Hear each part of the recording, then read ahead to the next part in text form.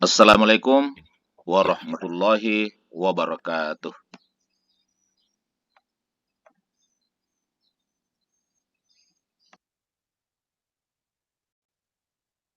Kelihatan Bapak Ibu ya, kita efektifkan ini. Sebenarnya itu kalau kita mau melakukan pembelajaran berdiferensiasi, tentu yang perlu kita lihat itu sebenarnya tujuan. Seperti tadi itu analisis itu, yang harus sebenarnya diperhatikan itu tujuan yang kita mau capai. Ya, karena kita tidak bisa membedakan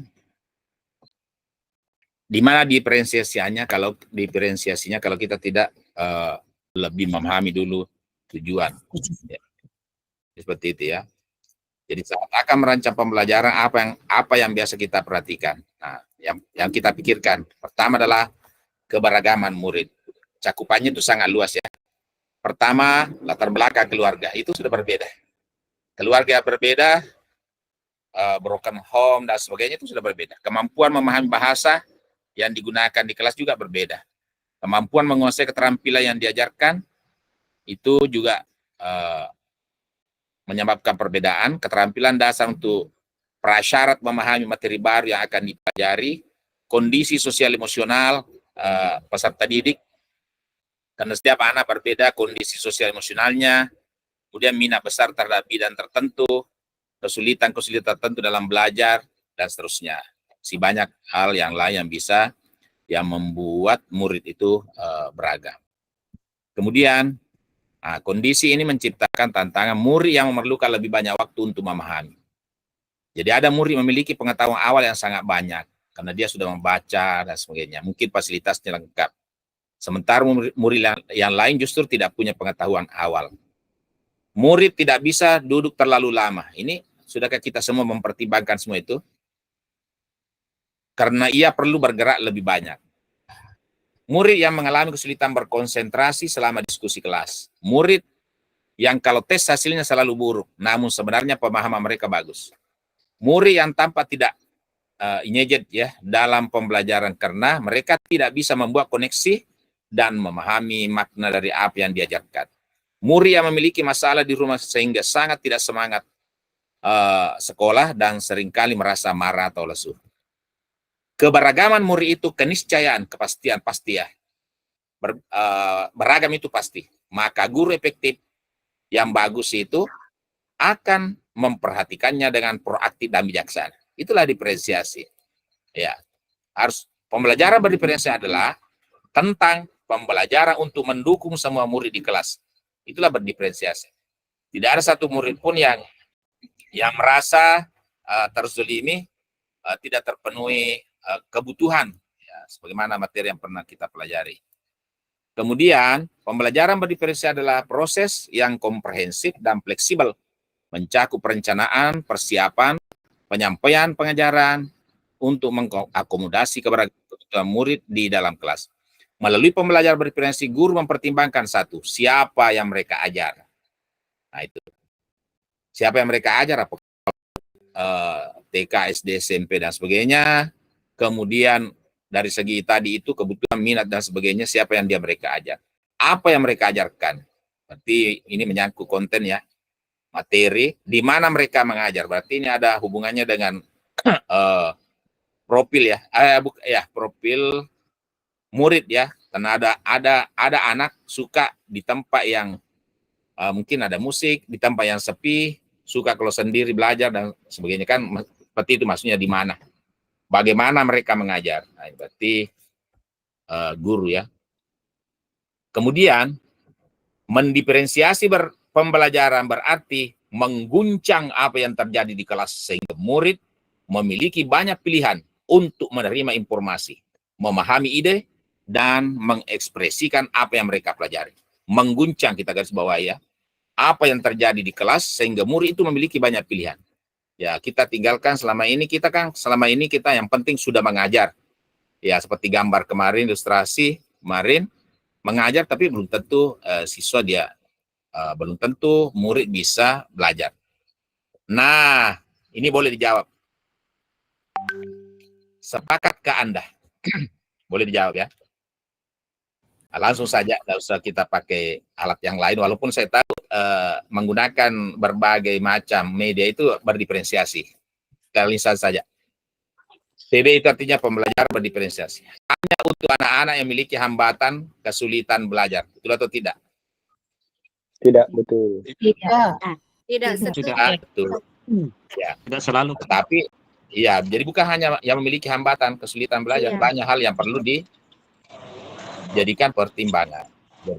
Oke. Kedua, melakukan diferensiasi, membuat standar pembelajaran yang berbeda untuk setiap murid. Betul atau tidak? Sepakat atau tidak? Tidak.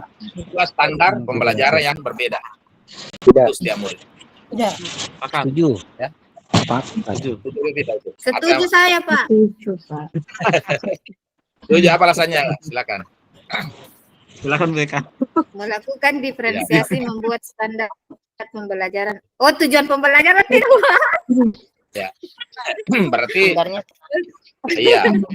Nah, berarti sebenarnya pada hakikatnya jadi kita tidak boleh membuat standar. Jadi standarnya itu sudah tetap. Ya. Makanya kita keliru kalau kita ingin membedakan standar anak-anak ya. Tidak serius sih, Pak. Oke. Kemudian cara untuk mengetahui kebutuhan murid harus menggunakan harus menggunakan sebuah instrumen yang rumit seperti tes. Nah, seperti yang kita perhatikan tadi, tes akademik, minat, bakat, diagnostik dan lain-lain. Sepakat atau tidak? Tidak. Tidak. Jadi kita hanya duduk di kelas. Ketika kita mengajar, melihat kerutan kening anak-anak kita, Ya. berarti itu sudah ada masalah. Kalau dia pukul-pukul kepalanya, berarti itu sudah kita sedang melakukan apa istilahnya assessment. Assessment, ya. Bahwa anak-anak ini tidak mampu untuk mengikuti mungkin apa yang kita sampaikan, ya. Berarti ini juga tidak sepakat. Ya.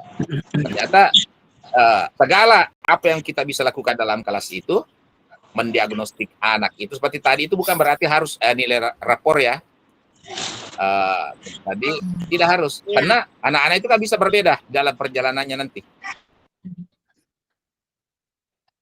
Kalau kita hanya menjustis itu anak ketika melihat nilai rapornya hanya itu yang kita jadikan sebagai pedoman, nanti bisa anak kan bisa berubah nanti dalam ininya. Jadi kesimpulannya bahwa setiap saat kita harus melakukan observasi dan sebagainya. Kemudian melabel anak hanya berdasarkan hasil asesmen awal itu juga artinya tidak sepakat. Sepakat atau tidak? Tidak, Pak. Tidak. Kita awal kita tidak ya.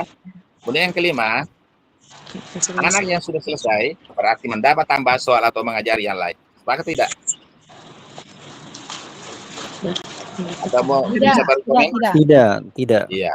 Kemudian 6, mengelompokkan murid hanya berdasarkan satu karakteristik, hanya sesuai kemampuan saja, gaya belajar saja, gender saja. Sepakat tidak? Tidak. Dengan kata-kata saja itu artinya sebenarnya masih banyak yang harus kita jadikan pedoman untuk membagi dalam kelompok. Jadi ini tadi itu sepakat atau tidak kalau ini miskonsepsi. Yang merah itu miskonsepsi ya. Diferensiasi adalah perangkat strategi pembelajaran.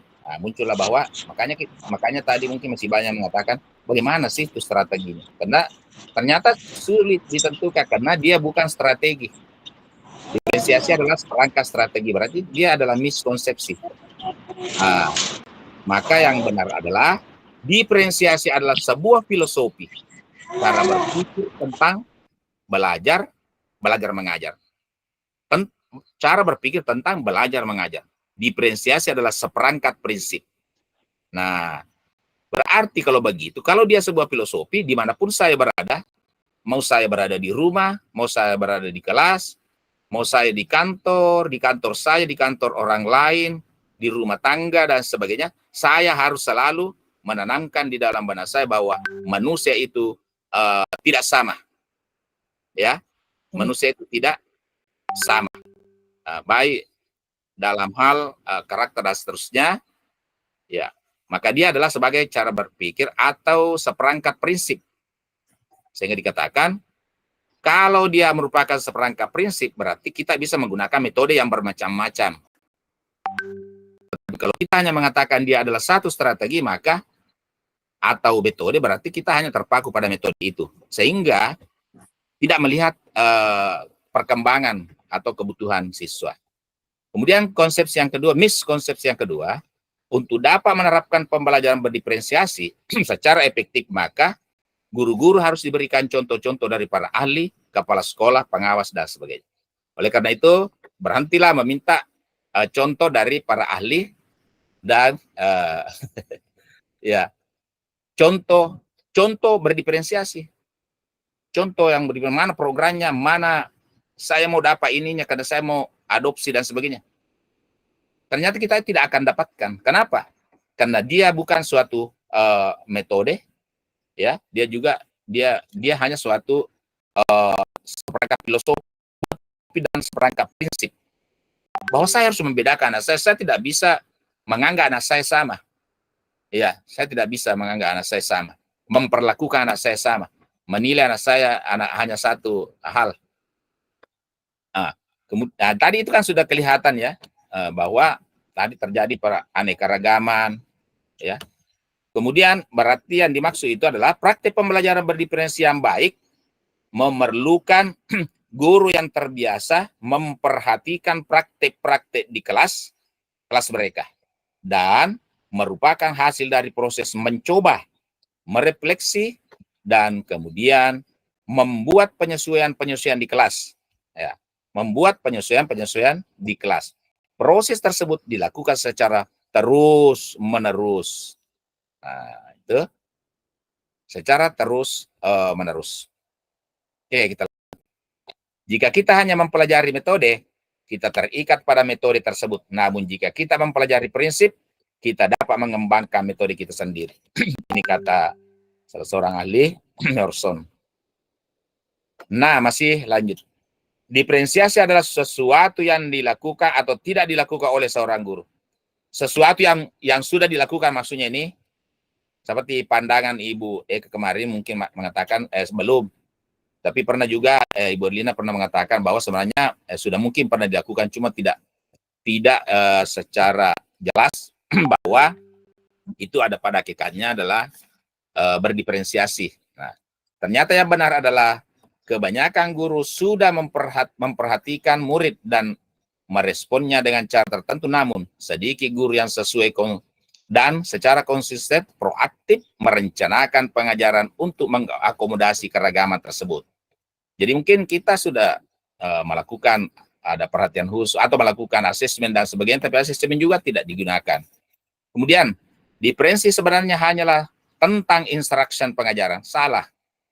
Jadi diferensiasi itu bukan hanya tentang bagaimana pengajaran saja, tapi meskipun pembelajaran berdiferensi adalah tentang mengajar, pembelajaran berdiferensi yang efektif tidak dapat dipisahkan dari lingkungan belajar yang positif, kurikulum berkualitas tinggi, penilaian untuk menginformasikan pengambilan keputusan guru, dan manajemen kelas yang fleksibel. Jika salah satu dari unsur tersebut lemah, maka unsur-unsur yang lainnya juga akan berkurang. Oke. Nah, jadi yang penting bahwa mungkin di sini lebih jelas ya. Seperti kemarin ya. Aku sudah ajari anjingku bersiul. Aku tidak mendengar anjingmu atau dia itu bersiul. Aku bilang, aku sudah ajari dia. Aku tidak bilang dia sudah belajar. Jadi antara belajar dan mengajar itu dua sisi yang berbeda. Ya, asesmen penting dalam proses pembelajaran diferensiasi. Asesmen formatif, ini. Jadi memang diperlukan asesmen reflektif dari seorang guru. Saya kira itu hal yang penting. Tadi intinya silakan melihat bahwa kalau proses itu umumnya lari ke bagaimana pendekatan yang kita gunakan, metode, skenario yang kita gunakan. Disitulah diferensiasinya. Adanya variasi metode itu berarti proses itu. Jadi memang perlu dilihat dulu tujuannya ya. Tujuan dulu kita lihat. Contoh. Misalnya tadi tujuan-tujuan, ada yang bisa mengungkap tadi tujuan, salah satu tujuan pembelajaran. Tujuan pembelajaran dalam skenario. Kan di situ kelihatan tujuannya. Jadi ketika tujuannya sudah disebut, berarti kita harus mencapai itu. Itu tidak boleh diferensiasi sehingga tujuannya tidak sampai. Iya toh? Tidak sampai. Misalnya membuat konsep penjualan online tadi ya. Berarti yang bisa divariasikan hanya produknya, tapi konsep online-nya, jadi konsep online-nya itu harus tetap itu yang ditujukan. Tetapi mengenai produk-produk dalam konsep online tadi itu, nah disitulah bisa terjadi variasi. Misalnya apakah online-nya itu berupa barang pecah belah, berupa sepatu, apa dan sebagainya, tahu? Yang konsep, karena tujuan pembelajarannya tadi kan untuk konsep online-nya tidak disebutkan produk apa di isinya, ya.